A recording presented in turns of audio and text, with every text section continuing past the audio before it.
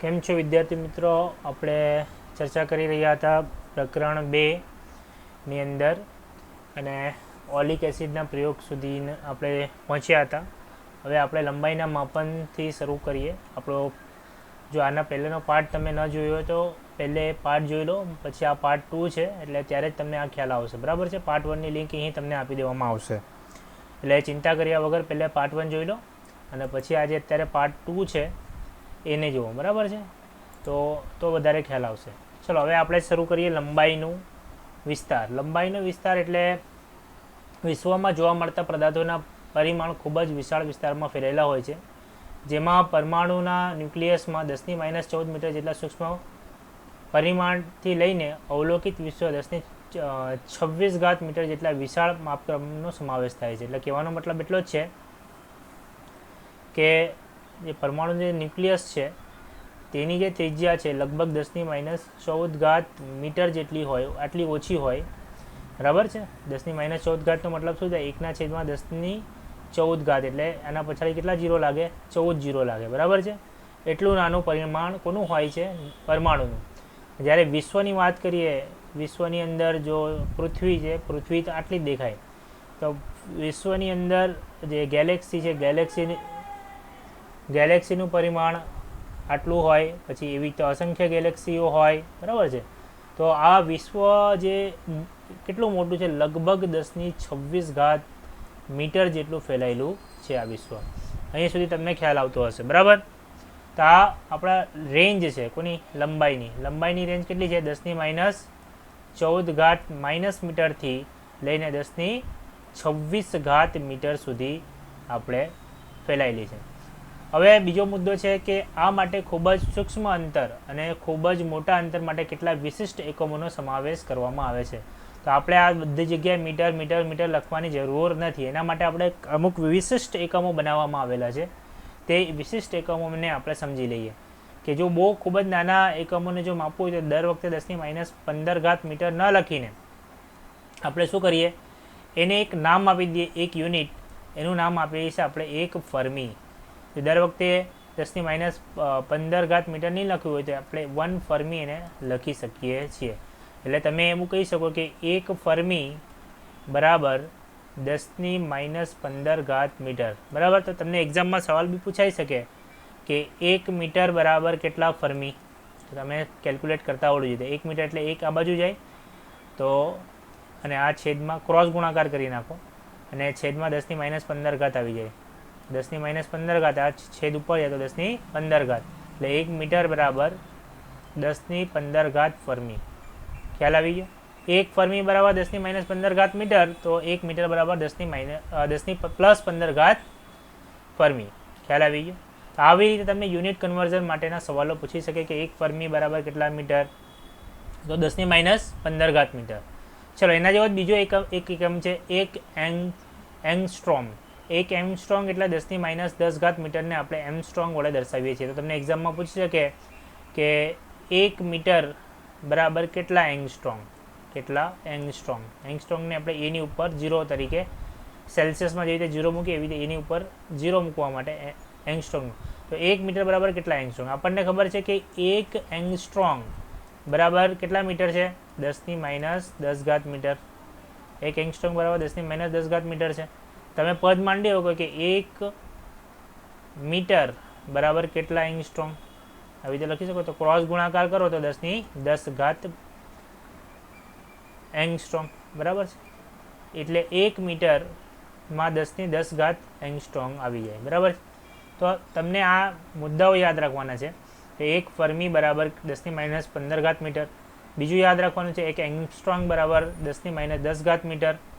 ચલો આટલી વસ્તુ ખ્યાલ આવી ગયેલી હોય તો હવે આપણે એના નીચેના યુનિટની ચર્ચા કરીએ. ચલો તેના પછી છે એક એસ્ટ્રોનોમિકલ યુનિટ, એટલે એને શોર્ટમાં AU તરીકે ઓળખવામાં આવે છે. એક એસ્ટ્રોનોમિકલ યુનિટ એટલે કેટલા થાય?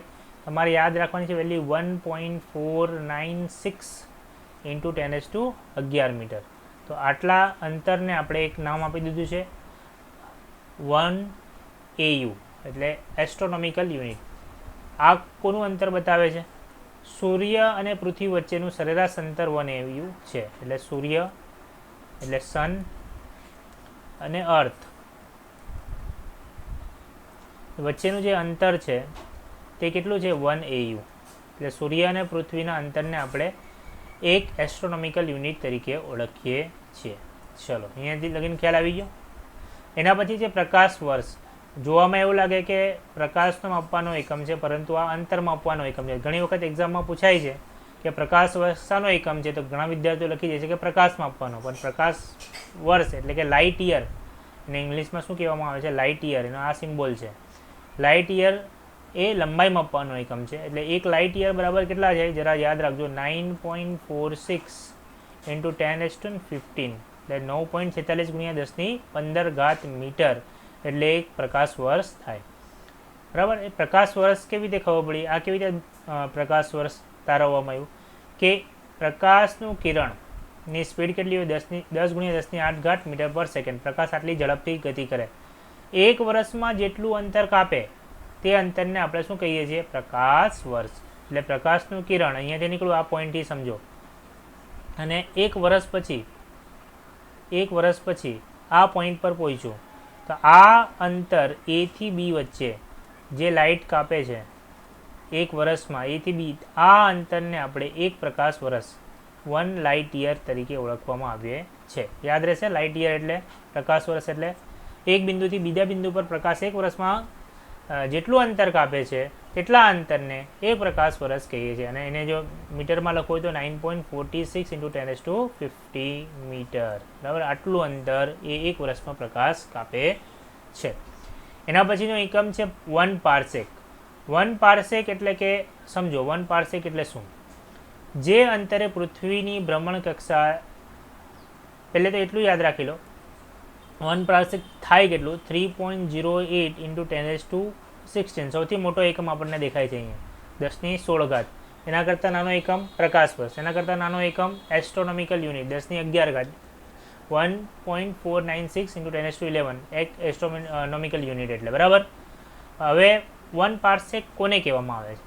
1 પાર્સેક એટલે કે જે અંતરે પૃથ્વીની ભ્રમણ કક્ષાની સરેરાશ ત્રિજ્યા વડે એક આર્ક જેટલો ખૂણો અંતરાય તો તે અંતરને એક પાર્સેક કહે છે. સમજો, પાછું સમજો, અહીંયા મેં બનાવો, એક પૃથ્વી બનાવો, સમજો આ અર્થ છે આપણી, અર્થ.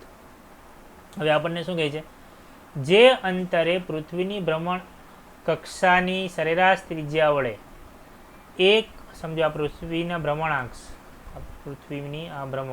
બરાબર છે, ભ્રમણ કરે છે પૃથ્વી આ દિશામાં, આ પૃથ્વીની ભ્રમણાંક્ષ. શું કીધું? જે અંતરે પૃથ્વીની ભ્રમણાંક્ષની સરેરાશ ત્રિજ્યા વડે, જો આની સરેરાશ ત્રિજ્યા સમજો, આ સરેરાશ ત્રિજ્યા, આ પૃથ્વીના ભ્રમણાંક્ષની સરેરાશ ત્રિજ્યા વડે એક આર્ક જેટલો ખૂણો, એટલે અહીંયા જે ખૂણો બને છે, કોઈ બિંદુ પર જે ખૂણો બને એ જો ખૂણો કેટલો હોય, 1 સેકન્ડ હોય, અથવા તેને 1 આર્ક સેકન્ડ. આના વિશે જોઈશું કે શું કહેવા માંગે છે. 1 સેકન્ડ એટલે શું? આવી રીતે ડિગ્રી આવે, પછી આપણે મિનિટ લખીએ આને, અને પછી જો આપણે આવી રીતે લખતા હોય ને 2 કાપા હોય તો એને સેકન્ડ કહેવાય. બરાબર. આ રેડિયનમાં ખૂણાને કંઈ આવી રીતે આપણે બતાવીએ. આ બધી વસ્તુઓ ઉદાહરણના દાખલામાં જોઈશું. અત્યારે તમે અહીંયા ધ્યાન આપો કે આ જે ખૂણો છે તે 1 આર્ક સેકન્ડ બનતો હોય તો આના અને આ પોઈન્ટના અંતરને આપણે 1 પાર્સેક કહે છે. અને શું કહેવાય? 1 પાર્સેક. ખબર પડી ગઈ કે પૃથ્વીને ભ્રમણાક્ષની સરેરાશ ત્રિજ્યાથી કોઈ બિંદુ પર જો ખૂણો બનાવવામાં આવે અને જો એ ખૂણો 1 આર્ક સેકન્ડ બને તો પૃથ્વીથી તે બિંદુનું અંતરને આપણે શું કહીએ છીએ? 1 પાર્સેક કહે છે. ખ્યાલ આવી ગયો? લંબાઈનો વિસ્તાર ખબર પડે છે? ચલો, વેરી ગુડ. તો આ બધા એકમો તમે યાદ રાખજો. આ જેટલા બી તમને દેખાય છે ને, આ બધા એકમો તમારે યાદ રાખવાના છે. એક એકમમાંથી બીજા એકમમાં જવાનું તમને એક્ઝામમાં પૂછાઈ શકે છે. એટલે એક એકમમાંથી બીજા એકમમાં રૂપાંતર કરતાં તમને આવડવું જોઈએ. ચલો નેક્સ્ટ, દળનું માપન. પદાર્થમાં રહેલા દ્રવ્યના જથ્થાને દળ કહે છે. સૌથી પહેલે દળની વ્યાખ્યા જો તમને પૂછવામાં આવે તો તમારે લખવાનું, જો પદાર્થમાં રહેલા દ્રવ્યના જથ્થાને આપણે શું કહીએ છીએ? દળ કહીએ છીએ. બરાબર છે. જે પદાર્થનો મૂળભૂત ગુણધર્મ છે, પદાર્થનો મૂળભૂત ગુણધર્મ છે, દળ એ પદાર્થનો શું છે, મૂળભૂત ગુણધર્મ છે. તેથી પદાર્થની અવકાશમાં સ્થિતિ દબાણ અને તાપમાન પર આધારિત નથી. એટલે દળ કોના પર આધાર નથી, અલગ અલગ સ્થળે દળ બદલાતા નથી, દબાણ કોઈ પદાર્થ પર લગાવવામાં આવે તો દળ બદલાતા નથી, તાપમાન જ્યારે કોઈ પદાર્થ પર લગાવીએ તો પણ દળ બદલાતા નથી. બરાબર, દળ જે છે સ્વતંત્ર છે. કઈ સ્થિતિમાં પદાર્થને મૂકવામાં આવેલું છે, કેટલું દબાણ લગાડવામાં આવે છે, કેટલું તાપમાન એના પર લગાડવામાં આવે છે, તેનાથી દળ જે છે સ્વતંત્ર છે. હવે દળનો એસઆઈ એકમ આપણે જોઈ ગયા છે શું છે, કેજી છે. બરાબર છે. હવે આ દળ માટે આપણે ચર્ચા કરેલી કે એસઆઈ એકમ માટે એક આંતરરાષ્ટ્રીય સંસ્થા હતી જે બધા મૂળભૂત એકમોના મૂળભૂત રાશિઓના ભૌતિક એકમો આપવામાં આવેલા હતા એને. તો જો આ કિલોગ્રામની જે આંતરરાષ્ટ્રીય તોલમાપ સંસ્થા એટલે કે BIPM એટલે આંતરરાષ્ટ્રીય તોલમાપ સંસ્થા દ્વારા આપવામાં આવેલ છે. બરાબર છે, જે દુનિયામાં જુદા જુદા દેશોના પ્રયોગશાળામાં સાચવવામાં આવેલ છે. એટલે 1 kgનો એક નમૂનો એ લોકો બનાવી દીધો અને દરેક દેશમાં એને શું કર્યું, આપી દીધું કે આ ભાઈ તમારા દેશમાં મૂકી રાખો. બરાબર, આ એક સ્ટાન્ડર્ડ છે 1 kg. બરાબર છે. ભારતમાં દળની આંતરરાષ્ટ્રીય પ્રકૃતિ દિલ્હી ખાતે એનું નામ યાદ રાખજો, NPL એટલે કે નેશનલ ફિઝિક્સ લેબોરેટરી એટલે કે રાષ્ટ્રીય ભૌતિક વિજ્ઞાન પ્રયોગશાળામાં આપણે પણ એક નમૂનો રાખવામાં આવેલ છે 1 kgનો. બરાબર, 1 kgનો નમૂનો આપણે ત્યાં ક્યાં છે, રાષ્ટ્રીય ભૌતિક વિજ્ઞાનની પ્રયોગશાળામાં. બરાબર છે, દિલ્હી ખાતે આપણે એક નમૂનો 1 kgનો મૂકી રાખેલો છે અને એ 1 kgના નમૂનાના હિસાબે આપણે આપણા દેશમાં અલગ અલગ વજન માપવાના સાધનો બનાવેલા છે. બરાબર, ચલો એના પછી જે નેક્સ્ટ મુદ્દો છે અણુઓ અને પરમાણુઓના દ્રવ્યમાન. હવે આ તો બધું 1 kgની વાત થઈ. અણુઓ અને પરમાણુઓના દ્રવ્યમાન અતિ સૂક્ષ્મ હોવાથી તેમના માપન માટે કિલોગ્રામ એકમ સુવિધાભર્ય ન હોવાથી એક મહત્વનો એકમ નક્કી કરવામાં આવ્યો. બરાબર, એ સમજો એક અણુ પરમાણુ તો કેટલા નાના હોય. હવે આને કેજીમાં થોડી માપી શકાય. બરાબર, આને કેજીમાં માપી શકાતા નથી. કેમ નથી માપી શકાતા, કેમ કે કેજીમાં હવે એનું 0.0000 જાય અને એ સગવડતાપૂર્વક ભર્યું નથી.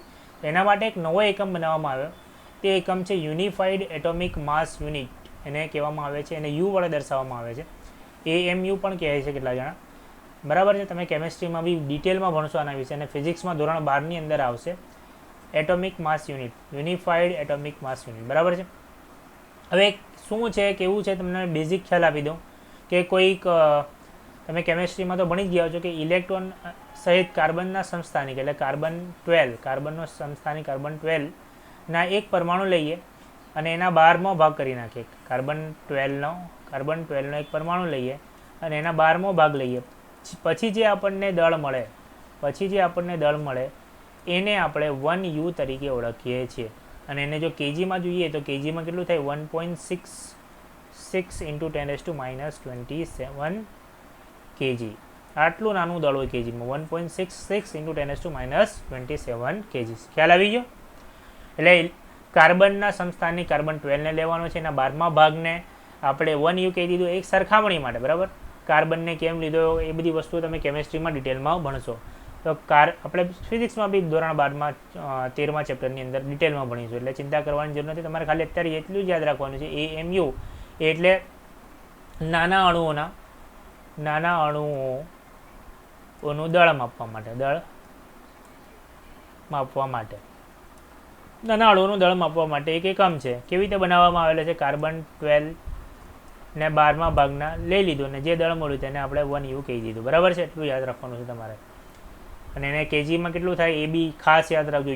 બરાબર, 1.66 × 10⁻27 kg. આ બહુ MP છે, આ બધી વસ્તુઓ યાદ રાખવાની છે તમારે. સામાન્ય વસ્તુમાં દ્રવ્યમાનનું માપન સાદી તુલા વડે કરી શકાય. એટલે નોર્મલી જે આપણા ઘરની અંદર વસ્તુઓનું માપન કરીએ તો સાદી તુલા, એટલે એક બાજુ વજન મૂકી દઈએ અને એક બાજુ સામાન મૂકી દઈએ. અહીંયા વજન મૂકી દો 1 kgનું. બરાબર, અહીંયા તમારું સામાન મૂકી દો એટલે સામાન નિયમ આવે અને પછી બંનેને બેલેન્સ કરી નાખો. આને કહેવાય સાદી તુલા. બરાબર છે. વિશ્વમાં જોવા મળતી વિશાળ પદાર્થો, હવે વિશ્વમાં આ તો પદાર્થો ગ્રહો, તારાઓ વગેરેનું દ્રવ્યમાન ન્યૂટનના ગુરુત્વાકર્ષણ બળના નિયમ મુજબ નક્કી કરી શકાય છે. બરાબર. ન્યૂટનના ગુરુત્વાકર્ષણ બળનો નિયમ શું છે? આપણે ચેપ્ટર નંબર 1માં જોઈ ગયા છે. ગુરુત્વાકર્ષણ બળનો નિયમ F = Gm1m2/r². બરાબર છે. આ ગુરુત્વાકર્ષણ બળનો નિયમ છે. આ નિયમ પરથી આપણે મોટા મોટા ગ્રહોના દળ અને બધી વસ્તુઓ નક્કી કરી શકીએ છીએ. બરાબર છે. ચલો, એના પછીનો મુદ્દો છે પરમાણુઓના ઘટકો જેવા સૂક્ષ્મ કણો. નાના નાના કણોનો જો આપણે દ્રવ્યમાન નક્કી કરવું હોય તેના માટે કયું સાધન વાપરવામાં આવે છે? માસ સ્પેક્ટ્રોગ્રાફ. કેવું દેખાય? તેમાં ગૂગલમાં જઈને સર્ચ મારી લેજો. માસ સ્પેક્ટ્રોગ્રાફ સર્ચ મારશો એટલે તેની ઇમેજ જોવા મળી જશે. બરાબર. જેમાં સમાન વિદ્યુત અને ચુંબકીય ક્ષેત્રમાં વિદ્યુત ભારિત કણના ગતિ માર્ગની ત્રિજ્યા, એટલે કે સમાન ચુંબકીય ક્ષેત્ર, અહીંયા ચુંબક મૂકવામાં આવે સમાન. બરાબર. અને વિદ્યુત ક્ષેત્ર, અહીંયા વિદ્યુત ક્ષેત્ર એટલે પ્લસ અને માઇનસ વિદ્યુત ભારો મૂકીએ, બેટરી મૂકી દઈએ, એનામાંથી કણને પસાર કરીને એમાં એક પ્રક્રિયા કરવામાં આવે છે અને એ પ્રક્રિયા દ્વારા આપણે કણનું એનો જે માર્ગ છે એનો માર્ગ જોઈશું અને એ માર્ગ પરથી આપણે એનું દળ નક્કી કરીએ છીએ. બરાબર છે. તેના માર્ગની જેટલી ત્રિજ્યા, કણના ગતિ માર્ગની ત્રિજ્યા તેના દળના સમપ્રમાણમાં હોય છે. એટલે આપણે સમાન ચુંબકીય ક્ષેત્ર, બરાબર, સમાન વિદ્યુત ક્ષેત્રની અંદર કોઈ કણને ગતિ કરાવવામાં આવે છે અને એ ગતિના આધારે, તેના ગતિના માર્ગની ત્રિજ્યાના આધારે તેનું દળ નક્કી કરવામાં આવે છે. એને કહેવામાં આવે છે માસ સ્પેક્ટ્રોગ્રાફી. કેવી રીતે કાર્ય કરે છે એ અત્યારે આપણે ચિંતા કરવાની જરૂર નથી. તમારે ખાલી આટલી વસ્તુ યાદ રાખવાની છે. બરાબર. ચલો, હવે આપણે નેક્સ્ટ પોઈન્ટ પર જઈએ. સમયનું માપન. સમયનું માપન એટલે મેઝરમેન્ટ ઓફ ટાઈમ. હાલ આપણે સમયના માપન માટે પરમાણવીય માનક એટલે એટોમિક સ્ટાન્ડર્ડ કે જે સિઝિયમ પરમાણુના થતા આવર્ત દોલનો પર આધારિત છે તેનો ઉપયોગ કરીએ છીએ. આવર્ત દોલનો પર આધારિત છે એટલે કે સિઝિયમ એક સમજો એક ધાતુ છે, એ દોલન કરે છે. બરાબર. ઓટોમેટિક વાઇબ્રેટ કરે છે. દોલન એટલે શું કરે છે? વાઇબ્રેટ કરે છે. સમજો આપણે એના વાઇબ્રેશનને ઓબ્ઝર્વ કર્યું, આપણે એના વાઇબ્રેશનને શું કર્યું? ઓબ્ઝર્વ કર્યું કે ભાઈ આ થોડા આટલી સમયમાં, આટલા સમયમાં આટલા દોલનો કરે છે અને એટલા દોલનો આપણે ગણી નાખ્યા અને એના હિસાબે સમજો કે આટલા દોલનો કરે તો એને આપણે 1 સેકન્ડ કહી દઈએ. ચલો, તો એના હિસાબે પછી આપણે નક્કી કરીએ 1 સેકન્ડ એટલે આટલા દોલનો, 2 સેકન્ડ એટલે કેટલા દોલનો, એવી રીતે આખી આપણે ઘડિયાળ બનાવેલી છે. હવે જરા સમજો કે કેવી દેખાય, જરા જોઈએ તો ખરા. આ તમને જે દેખાય છે ને આકૃતિની અંદર, એ શું છે? સિઝિયમ જે ક્લોક બનાવવામાં આવેલી, સિઝિયમની જે ઘડિયાળ બનાવવામાં આવેલી પહેલે સમયના માપન માટે, એ આ ઘડિયાળ છે. બરાબર છે. એની અંદર મિકેનિઝમ શું છે, કેવી રીતે કામ કરે છે, એટલી બધી આપણે ડિટેલમાં ઉતારવાની જરૂર નથી. તમારે ખાલી યાદ રાખવાનું છે કે જેના જે સમય નક્કી કરવા માટે આપણે સિઝિયમ પરમાણુના થતા આવર્ત દોલનોનો આધાર લઈએ છીએ. દોલનો એટલે શું? વાઇબ્રેશન. કેટલી વખત એ ઉપર નીચે વાઇબ્રેટ કરે છે. બરાબર. એના હિસાબે આપણે સમયો નક્કી કરીએ છીએ. હવે જેના પરથી સિઝિયમ ઘડિયાળ અર્થાત એટોમિક ક્લોક રચાય છે. આજે તમને દેખાય છે સિઝિયમનો ઉપયોગ કરીને એટોમિક ક્લોક જે દર્શાવવામાં આવે છે. આ જે મશીન તમને દેખાય છે સિઝિયમ એટોમિક ક્લોક, જેનો રાષ્ટ્રીય માનક તરીકે ઉપયોગ, એટલે આપણે અલગ અલગ દેશની અંદર એને સ્ટાન્ડર્ડ ટાઈમ માટે ઉપયોગ કરીએ છીએ. જો સિઝિયમની ઘડિયાળમાં સિઝિયમ પરમાણુની સંક્રાંતિ અનુલક્ષીને ઉત્સર્જિત વિકિરણોની 9, 12 આ બધી 9, 192, 631, 700 પૂર્ણ દોલનો માટેના સમયગાળાને 1 સેકન્ડ તરીકે લેવામાં આવે છે. કે અલગ અલગ સિઝિયમ સમજો, આ પોઈન્ટ એટલો જ યાદ રાખવાનો છે આમાં કે અલગ અલગ સિઝિયમના પરમાણુઓની જે સંક્રાંતિ છે, એટલે કે એમાંથી જે વિકિરણ ઉત્સર્જિત થાય અથવા તેનું જે વાઇબ્રેશન થાય, કે અલગ અલગ સિઝિયમની અંદર આપણે અલગ અલગ સ્ટાન્ડર્ડના વાઇબ્રેશન અથવા તેનું ઉત્સર્જનની સંખ્યાઓ આપણે ગણી લીધેલી છે. એકમાં 9, એકમાં 192, ત્રીજામાં 631, 770 પૂર્ણ દોલનો, જેટલા દોલનો કરે એને આપણે 1 સેકન્ડનો સમય કહી દેવામાં આવેલો છે. બરાબર છે. અલગ અલગ સિઝિયમ માટે. સિઝિયમ ઓટોમિક ઘડિયાળમાં સિઝિયમ પરમાણુના દોલનનો સમય નિયમન કરે છે. બરાબર. સિઝિયમ જે ઘડિયાળ છે એની અંદર સિઝિયમના પરમાણુઓ, એટલે સિઝિયમના નાના નાના જે પરમાણુઓ છે તે સમયનું નિયમન કરે છે, એટલે એના દોલનો સમયનું નિયમન કરે છે. હવે કાંડા ઘડિયાળમાં સંતુલન ચક્ર માટે દોલનોમાં થતા ક્વાર્ટ્સ ઘડિયાળમાં ક્વાર્ટઝ ક્રિસ્ટલના દોલનોનું સમયનું નિયમન, એટલે આપણે જે કાંડામાં ઘડિયાળ પહેરીએ કાંડામાં, તેમાં જે ઘડિયાળમાં સમયનું નિયમન કોણ કરે છે? ક્વાર્ટઝ ક્રિસ્ટલના દોલનો. એટલે ક્વાર્ટઝ ક્રિસ્ટલ દોલનો કરતા હોય તો એના અમુક ચોક્કસ દોલનોને 1 સેકન્ડ આપણે નામ આપી દઈએ અને એના પ્રમાણે પછી આપણે ઘડિયાળ બનાવેલી છે. બરાબર છે. આમાં આટલી વસ્તુ તમારે યાદ રાખવાની છે, એટલે એટલો ઇમ્પોર્ટન્ટ મુદ્દો નથી, ખાલી સમજવાનો છે. બરાબર. ચલો, એના પછી જે એના અંદર છે કે સિઝિયમ એટોમિક ઘડિયાળ ખૂબ જ ચોકસાઈ ધરાવે છે. બરાબર. સિઝિયમ એટોમિક ઘડિયાળ ખૂબ જ ચોકસાઈ ધરાવે છે અને પોર્ટેબલ, એટલે કે એક જગ્યાથી બીજી જગ્યાએ એને આપણે સરળતાથી ફેરવી શકીએ છીએ અને તેને માનાંક માટે ઉપલબ્ધ છે. એટલે મતલબ શું? એક સ્ટાન્ડર્ડ કે ભાઈ આ જે 1 સેકન્ડ બતાવે છે ને બધી જગ્યાએ એ જ 1 સેકન્ડ ચાલશે, એટલે એ સેમ્પલ પીસ તરીકે વપરાય એને સેમ્પલ પીસ. બરાબર. એ ઘડિયાળનો ટાઈમ જોઈને બધી ઘડિયાળોની અંદર ટાઈમ સેટ કરવામાં આવે. જેટલી બી ઇન્ડિયાની અંદર ઘડિયાળો છે એ બધી ઘડિયાળોનો ટાઈમ આ ઘડિયાળને જોઈને સેટ કરવામાં આવે. એને કહેવાય છે માનક. 4 સિઝિયમ ઘડિયાળો દ્વારા સમયગાળો સેકન્ડ અને આવૃત્તિમાં રાષ્ટ્રીય માનક જાળવી રાખવામાં આવે છે. એટલે 4 સિઝિયમ ઘડિયાળનો ઉપયોગ કરીને સેકન્ડ અને આવૃત્તિ, એટલે કેટલા સમયગાળોને આપણે જાળવવા માટે તેનો ઉપયોગ કરીએ છીએ. ભારતીય પ્રમાણભૂત સમય, એટલે એને કહેવાય ઇન્ડિયન સ્ટાન્ડર્ડ ટાઈમ, IST. તમે મોબાઈલમાં બી જશો તો કોઈ મોબાઈલ સેટિંગની અંદર જ્યારે ટાઈમમાં જશો ત્યાં તમને IST લખેલું દેખાશે. બરાબર. તો એ શું બતાવે છે? ઇન્ડિયન સ્ટાન્ડર્ડ ટાઈમ, જે જાળવી રાખવા માટે નવી દિલ્હી ખાતે આપણે જે વજન માટે જે સંસ્થા હતી તે સંસ્થા રાષ્ટ્રીય ભૌતિક વિજ્ઞાન પ્રયોગશાળા, એટલે વજનનું જે માપન જાળવી રાખતી હતી, કિલોગ્રામનું વજન મૂકેલું છે તે જ સંસ્થાની અંદર, એટલે કે રાષ્ટ્રીય ભૌતિક પ્રયોગશાળાની અંદર સિઝિયમ એટોમિક ઘડિયાળનો ઉપયોગ થાય છે. એટલે ત્યાં આપણે કઈ ઘડિયાળનો ઉપયોગ કરીએ છીએ? સિઝિયમ એટોમિક ઘડિયાળનો ઉપયોગ કરીએ છીએ. ખ્યાલ આવી ગયો? એના પછી છે સિઝિયમ એટોમિક ઘડિયાળ વડે સમયના માપનની અનિશ્ચિતતા, એટલે એ ઘડિયાળમાં પણ જે ઘડિયાળ આપણે સિઝિયમની યુઝ કરીએ છીએ એના અંદર બી થોડી ઘણી તો અનિશ્ચિતતા રહેલી છે. એ અનિશ્ચિતતા કેટલી છે? એ જો એક સાદી ભાષામાં જોઈએ તો 1 ગુણ્યા +- 1 × 10⁻13 જેટલી. હવે આને સાદી ભાષામાં સમજીએ તો નીચેનો મુદ્દો જોઈએ એટલે તમને વધારે સાદી ભાષામાં ખબર પડે. આ પ્રકારના સમયગાળામાં અનિશ્ચિતતા 10⁻13 1 ભાગમાં ઓછી હોવાથી તે 3 વર્ષમાં, આ મુદ્દો તમારા માટે ઇમ્પોર્ટન્ટ છે, 3 વર્ષમાં 3 માઇક્રોસેકન્ડથી વધુ આગળ પાછળ થતી નથી. આ ડેટા પરથી આપણને શું મળે છે? 3 વર્ષમાં કેટલી આગળ પાછળ નથી થતી? 3 માઇક્રો એટલે શું? માઇક્રો એટલે 10ની કેટલી ઘાત થઈ જાય? 10ની 6 ઘાત.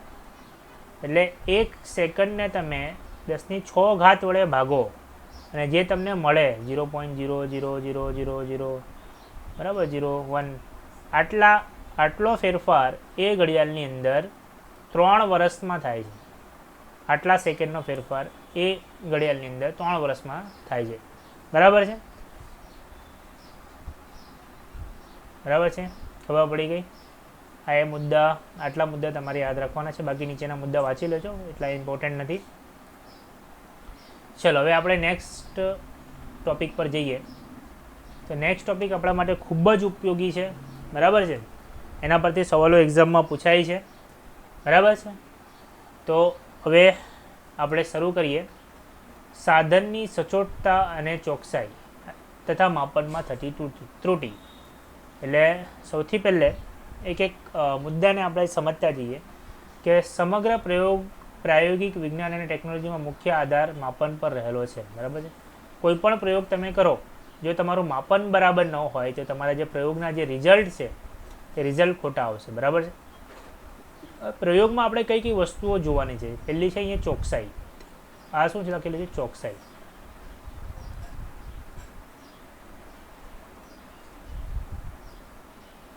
છે શું? ચોકસાઈ કોને કહેવામાં આવે છે એની વ્યાખ્યા જોઈએ.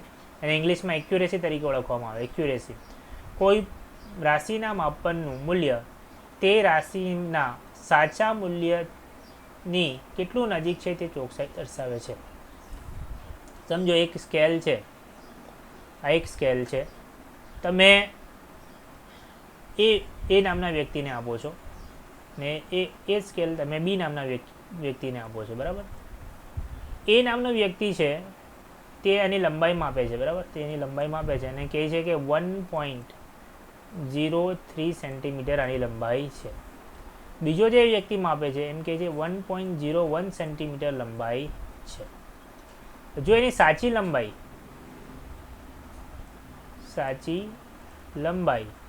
કેટલી હોય? 1 સેન્ટીમીટર હોય. 1 સેન્ટીમીટર. જો એની સાચી લંબાઈ કેટલી હોય? 1 સેન્ટીમીટર હોય. તો જો એનું જે રીડિંગ છે એ સાચા લંબાઈ કરતાં દૂર છે અને બીનું રીડિંગ એ સાચા લંબાઈ કરતાં નજીક છે, તો બીનું જે રીડિંગ છે તે ચોકસાઈવાળું કહેવાય.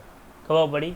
એ જ આપણને કહેવા માંગે છે કે જે તમે માપન કર્યું છે તે સાચા મૂલ્યથી કેટલું નજીક છે તેને ચોકસાઈ કહેવામાં આવે છે. ખબર પડી ગઈ? ચલો, એના પછી છે સચોટતા. સચોટતા એટલે એને કહેવાય પ્રિસિઝન. કોઈ ભૌતિક રાશિનું માપન કેટલા વિભેદન એટલે કે રિઝોલ્યુશન્સ સીમા સાથે કરવામાં આવ્યું છે તે તેની સચોટતા દર્શાવે છે. હવે સમજો કે કોઈ એક વસ્તુનું માપન કોઈ આમ કરે 1.00358, બરાબર છે.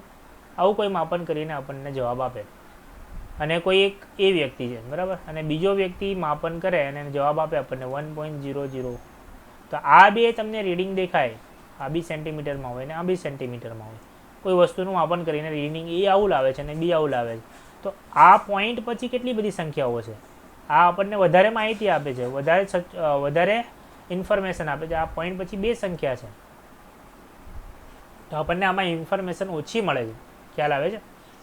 તો આ એ અને બી જે બે રીડિંગ છે એમાં વિભેદન શક્તિ કોની વધારે છે? એની વધારે છે. તો આનું જે રીડિંગ છે તે વધારે સચોટ કહેવાશે.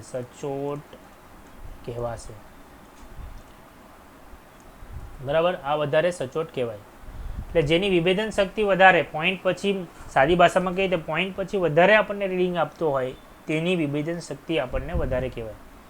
એટલે જેનું રિઝોલ્યુશન્સ વધારે હોય તેને વિભેદન શક્તિ વધારે. અને ચોકસાઈ એટલે શું? સાચા મૂલ્યની નજીક કેટલો પહોંચે છે એને આપણે ચોકસાઈ કહીએ છીએ. અહીંયા સુધી ખ્યાલ આવી ગયો છે તમને?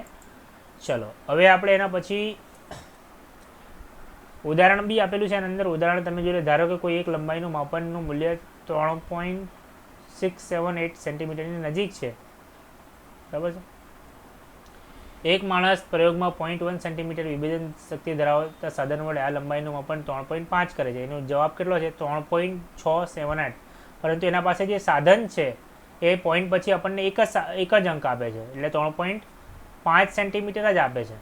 તો અને બીજો એક વ્યક્તિ છે, સાધન છે, એની વિભેદન શક્તિ 0.01 છે અને એના વડે માપે છે, તો એને જવાબ મળે છે 3.38 સેન્ટીમીટર. બરાબર. તો આ બે વસ્તુ તમને જો એનો એકચ્યુઅલી છે કેટલું? 3.768. એક મેળવે છે 3.5, બીજો મેળવે છે 3.38. બરાબર છે. હવે આમાં કયું વધારે ચોકસાઈવાળું અને કયું વધારે સાચું જરા સમજીએ. અહીં પ્રથમ વધારે ચોકસાઈવાળું છે. ચોકસાઈવાળું એટલે શું? સાચા મૂલ્ય કરતાં તો આ નજીક છે ને, સાચા મૂલ્ય કરતાં આ નજીક છે તો આ વધારે ચોકસાઈ. આ સાચા મૂલ્ય કરતાં દૂર છે. દૂર એટલે ચોકસાઈ શું થઈ જાય? ઘટી જાય.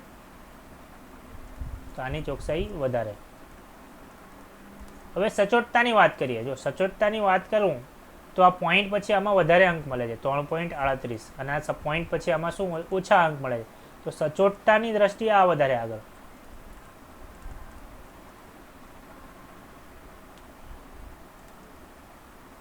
તો આ રીડિંગની આને જો એ નામ આપી દો અને આને જો બી નામ આપી દો તો એ ચોકસાઈ વધારે છે અને બી સચોટતા વધારે છે. કેમ કે સચોટતા માટે પોઈન્ટ પછી કેટલા અંક આવે છે તે ધ્યાનમાં લેવામાં આવે છે અને ચોકસાઈ માટે એ સાચા મૂલ્ય કરતાં કેટલું નજીક છે તે ધ્યાનમાં લેવામાં આવે છે. આ વસ્તુ તમારા મગજમાં એકદમ ક્લિયર હોવી જોઈએ.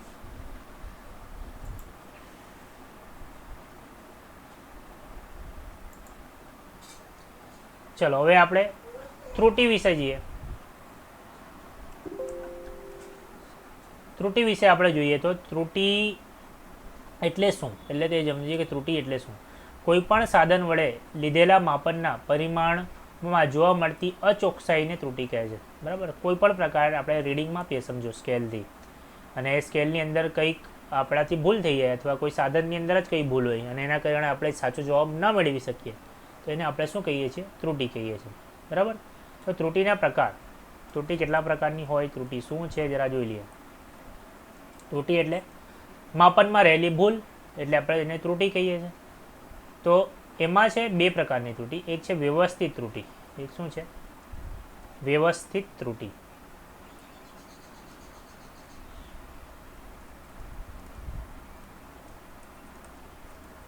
એક છે વ્યવસ્થિત ત્રુટિ અને બીજી છે આકસ્મિક એટલે અવ્યવસ્થિત.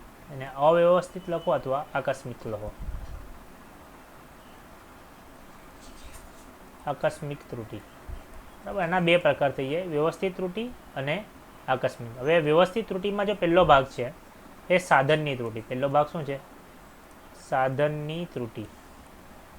સાધનની ત્રુટિ એટલે શું?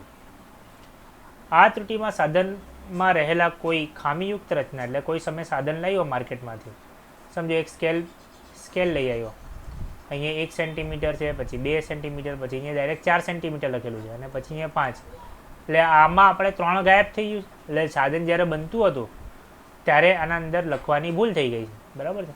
તો હવે આનાથી કોઈ પણ વસ્તુ તમે જ્યારે માપશો અહીંયા સુધી, તો આ સમજો આની લંબાઈ અહીંયા સુધી આપણને શું બતાવશે? 4 સેન્ટીમીટર, પણ એકચ્યુઅલી છે કેટલી? 3 સેન્ટીમીટર. તો આ જે સાધનની ત્રુટિ કહેવાય. એટલે સાધનની બનાવવામાં ભૂલ થઈ જાય એના કારણે જે ત્રુટિ ઉદ્ભવે તેને સાધનની ત્રુટિ તરીકે ઓળખવામાં આવે છે. બરાબર છે. નીચે એક ઉદાહરણ આપેલું છે થર્મોમીટરનું. જેવી રીતે આપણે સ્કેલનું ઉદાહરણ આપ્યું ત્યાં થર્મોમીટરનું છે, જોઈ લેજો. બરાબર. પછી વર્નિયર કેલિપર્સનું એક ઉદાહરણ આપેલું છે કે વર્નિયર કેલિપર્સ માપ, એટલે આ ઉદાહરણ છે ને તમને વધારે જ્યારે પ્રેક્ટિકલ કરશો ને ત્યારે વધારે ખબર પડશે કે વર્નિયર કેલિપર્સની બે જાર હોય. તો વર્નિયર કેલિપર્સ સમજો આ પ્રકારનું મેં તમને સાધન આગળ બતાવ્યું આગળના વિડીયોમાં. તો આ વર્નિયર કેલિપર્સ હોય આનાથી આપણે કોઈ પણ સાધન માપીએ, એટલે આ ગોળો માપીએ, તો આ બે આને કહેવાય જાર. અને શું કહેવાય? જાર. એટલે તમને જ્યારે પ્રેક્ટિકલ કરશો ને વધારે ત્યારે ખ્યાલ આવશે. અત્યારે તમને ઓછો ખ્યાલ આવશે એટલે ચિંતા કરવાની જરૂર નથી. એટલે આ જે વસ્તુ છે ને એને જબડા જોશ, એટલે એને જબડાશ. આના અંદર કંઈ ખામી હોય ને, આ બરાબર બંધ નહીં થતા હોય, ખુલતા નહીં હોય, વચ્ચે અચાનક અટકી જતા હોય, તો એના કારણે જે આ ગોળો છે ને એનો વ્યાસ ખોટો મપાય, એને કહેવાય સાધનની ત્રુટિ. આ જે પોઈન્ટ છે ને એ તમને વધારે ક્યારે ખબર પડશે? જ્યારે તમે પ્રેક્ટિકલ કરશો. પહેલો પ્રેક્ટિકલ જ છે એટલે આની ચિંતા કરતા નહીં. એટલે સામાન્ય ભાષામાં આપણે કહીએ તો સાધનની ત્રુટિ એટલે સામાનની અંદર કંઈ બનાવવામાં મિસ્ટેક રહી ગયેલી હોય અને એના કારણે જે આપણે માપતા હોય અને એના અંદર ત્રુટિ મળતી હોય એને કહીએ છીએ આપણે સાધનની ત્રુટિ. ચલો, બીજી ત્રુટિ છે પ્રયોગની ટેકનિકલ અથવા તેમાં રહેલી અપૂર્ણતા. એટલે પ્રયોગ ટેકનિક, સાદી ભાષામાં આપણે કહીએ પ્રયોગ ટેકનિક.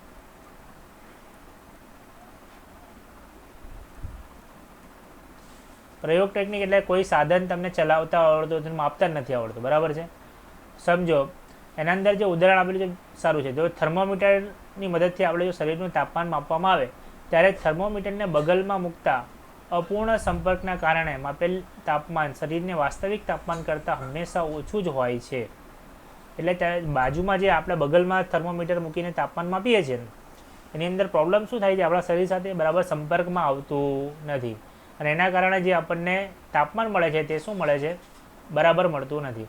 જો આપણે એને મોંમાં મૂકીને એટલે થર્મોમીટરને મોંમાં મૂકીને તાપમાન માપીએ તો આપણને વધારે સારી રીતે તાપમાન મળે.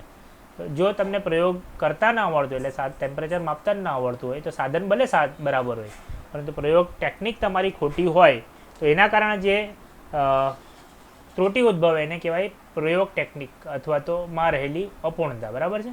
એટલે માપવાવાળાને જ આવડતું નથી માપતા. એમાં બીજું એક ઉદાહરણ છે એ તમે જોઈ લેજો. એના પછી છે વ્યક્તિગત ત્રુટિ. વ્યક્તિગત એમાં અપૂર્ણતા એટલે વ્યક્તિગત ત્રુટિ એટલે પ્રયોગ દરમિયાન અવલોકનકાર ખાસિયત, પૂર્વગ્રહો, સાધનની અયોગ્ય ગોઠવણ, વ્યક્તિગત બેદરકારીના લીધેલા અવલોકનના કારણે આ પ્રકારની ત્રુટિ ઉદ્ભવે છે. બરાબર છે.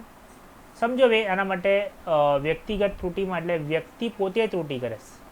પહેલું જે હતું પ્રયોગની ટેકનિક, એને ટેકનિક જ નહીં આવડતી હતી એના કારણે જે ત્રુટિ ઉદ્ભવતી હતી તે પ્રયોગ ટેકનિક. અને વ્યક્તિગત ત્રુટિ એટલે એને માપતા તો આવડે છે,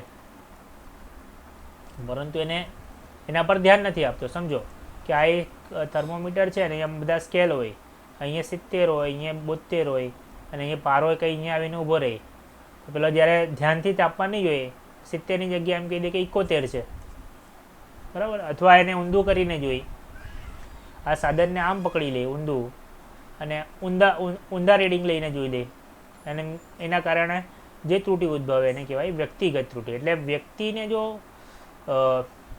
બરાબર માપતા ન આવડતું હોય અથવા એને કંઈક ખામી હોય, એને કેરલેસ તરીકે એટીટ્યૂડથી જોતો હોય, એટલે બરાબર એ ધ્યાન નહીં આપતું હોય, અને એના કારણે જે ત્રુટિ ઉદ્ભવે એને કહેવાય વ્યક્તિગત ત્રુટિ તરીકે ઓળખવામાં આવે છે.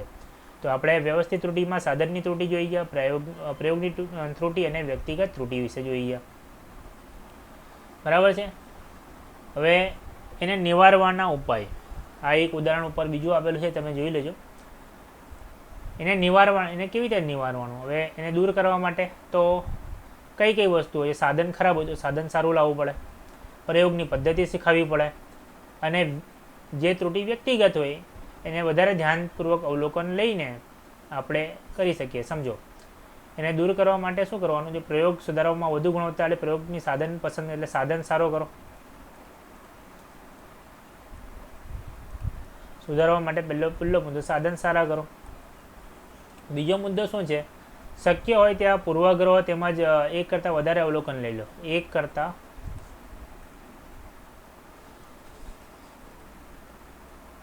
વધારે અવલોકન. એક કરતાં વધારે અવલોકન એટલે શું કહેવા માંગે છે કે સમજો એક વખત તમે તાપમાન માપ્યું, 75 આવ્યું, ચલો બીજી વખત માપો, 75 આવે, 74 આવે છે, ચલો ત્રીજી વખત માપો, પાછું 75 આવે છે. ઓકે, હવે આ બધાનું શું કરો? સરેરાશ લઈ લો, બરાબર, ભાગ્યા 3. આનો જે જવાબ આવે તે તમારો જવાબ. આવું કરવાથી શું થાય? જે આપણે સાધન ત્રુટિ ઉદ્ભવતી હતી ને તે ત્રુટિ દૂર થઈ જાય. ને જો સાધનો બરાબર ગોઠવેલા નહીં હોય તો સાધનો બરાબર ગોઠવો. તો આ બધા જો મુદ્દાઓને આપણે ધ્યાનમાં લઈશું તો આપણે જે ત્રુટિ ઉદ્ભવે છે તેને ઓછી કરી શકીશું. બરાબર છે? ખ્યાલ આવી ગયો? ચલો, હવે એના પછી છે બીજો પાર્ટ હતો તે આકસ્મિક ત્રુટિ અથવા તો અવ્યવસ્થિત ત્રુટિ. આપણે અહીંયા 3 વસ્તુ જોઈ: સાધનની ત્રુટિ, પ્રયોગ ટેકનિક અને એ દૂર કરવાના ઉપાયો. હવે આપણે જોઈએ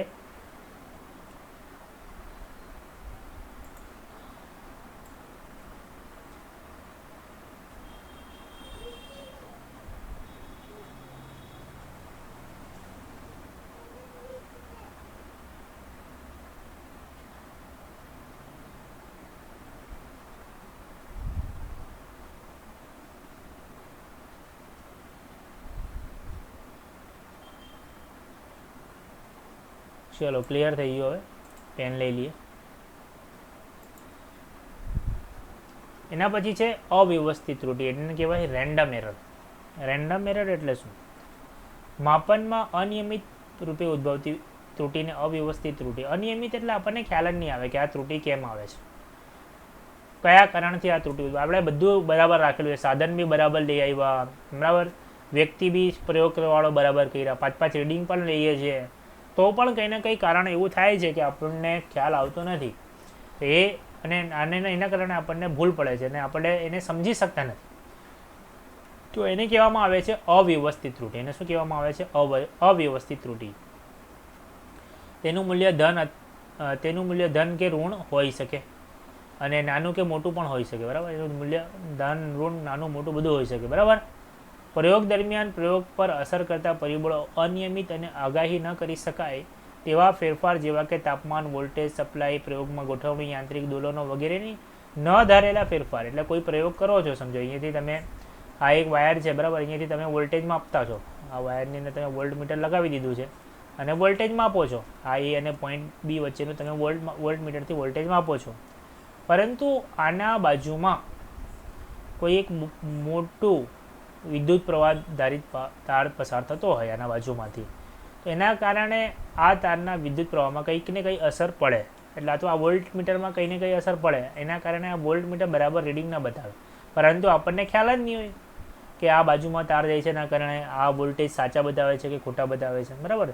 તો કોઈ આકસ્મિક સંજોગો, એવા સંજોગો કે જે પ્રયોગ દરમિયાન આપણે વિચારેલા ન હોય અને એના કારણે આપણા પ્રયોગના જે રીડિંગ છે તે ફેરફાર થઈ જતા હોય, તો એ ત્રુટિ એના કારણે જે ઉદ્ભવે છે એને કહીએ છીએ આપણે અવ્યવસ્થિત ત્રુટિ. એટલે એને જો દૂર કરવી હોય તો આપણે શું કરવાનું, અલગ અલગ જગ્યાએ પ્રયોગ કરવાના, વારે વારે રીડિંગ લેવાના, બરાબર. અને પછી આપણે આ ત્રુટિને સુધારી શકીએ છીએ, બરાબર. કોઈ એક વ્યક્તિ એક જ અવલોકન વારંવાર પુનરાવર્તન કરે અને દરેક વખતે અવલોકન જુદા જુદા હોઈ શકે, બરાબર. અલગ અલગ વ્યક્તિ જુદા હોઈ શકે. એને નિવારવા માટે આપણે શું કરીએ, ઘણા બધા અવલોકનો લઈ તેને સરેરાશ લઈ લેવાની. સાર્થક અંકોને ધ્યાનમાં રાખીને આ પ્રકારની ત્રુટિ અંદાજો કાઢી શકાય છે. એટલે સાર્થક અંકો આપણને નેક્સ્ટ પોઈન્ટ આવશે એમાં સમજીશું સાર્થક અંકો કોને કહેવામાં આવે છે. એટલે એવરેજ લઈ લો, સમજો 1.2, 1.3, 1.2, 1.4, 1.3 એવા તમારે રીડિંગ મળે છે કોઈ પણ વસ્તુના, તમે કરંટમાં આવ્યા છે તો એમ્પિયરમાં, બરાબર. તો આ બધાનું એક એવરેજ કાઢી લો અને એવરેજ કાઢીને એ વેલ્યુને તમે લઈ લો, તમારો આન્સર આવી જશે. ખ્યાલ આવે છે? એને કહેવામાં આવે છે અવ્યવસ્થિત. અવ્યવસ્થિત ત્રુટિ એટલે એવી ત્રુટિ કે જે આપણે ધારેલી નહીં હોય અને એવા સંજોગોમાં ઉત્પન્ન થતી ત્રુટિને આપણે અવ્યવસ્થિત ત્રુટિ તરીકે ઓળખીએ છીએ. એના પછી છે લઘુત્તમ માપ ત્રુટિ, લીસ્ટ કાઉન્ટ ઓફ એરર. એટલે માપન માટેના સાધન વડે માપી શકાતા નાનામાં નાના માપને સાધનનું લઘુત્તમ માપ કહે છે. સમજો, એક તમે સ્કેલ લાવ્યો બજારમાંથી લાકડાવાળી, એના પર 1, 2, 3, 4, 5, 6. તો હવે સમજો એક આ ટપકું છે અને માપો, મપાય નહીં મપાય, કેમ કે આપણે તો અહીંયાથી અહીંયાનું અંતર જ માપી શકીએ. આટલું અંતર જો આના કરતાં નાનું અંતર હોય તો આપણે માપી શકતા નથી આ ટપકાને. એના માટે શું કરવું પડે, હવે નાની એક બીજી સ્કેલ લાવવી પડે, એ સ્ટીલવાળી, જેમાં નાના નાના પછાડીના ભાગમાં જોયા હતા કાપા હોય. તો આનાથી તમે આ ટપકાને માપી શકો. તો આ સાધન વડે તમે નથી માપી શકતા આ ટપકાને, તો એને શું કહેવામાં આવે છે, આની લઘુત્તમ માપ શક્તિ છે, લઘુત્તમ માપ.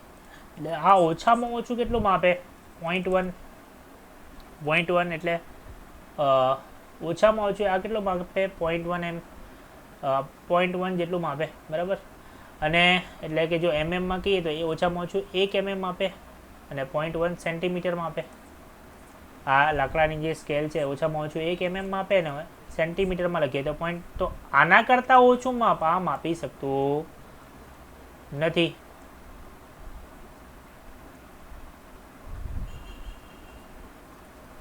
બરાબર, માપી શકતું નથી માપી શકતું. તો આ સાધનની આ શું થઈ જાય, લઘુત્તમ માપ શક્તિ, બરાબર. તો અલગ અલગ સાધનોની અલગ અલગ લઘુત્તમ માપ શક્તિ હોય. વર્નિયર કેલિપર્સની લઘુત્તમ માપ શક્તિ યાદ રાખજો, 0.01 હોય. કેવી રીતે આવી આપણે પ્રયોગમાં કરીશું.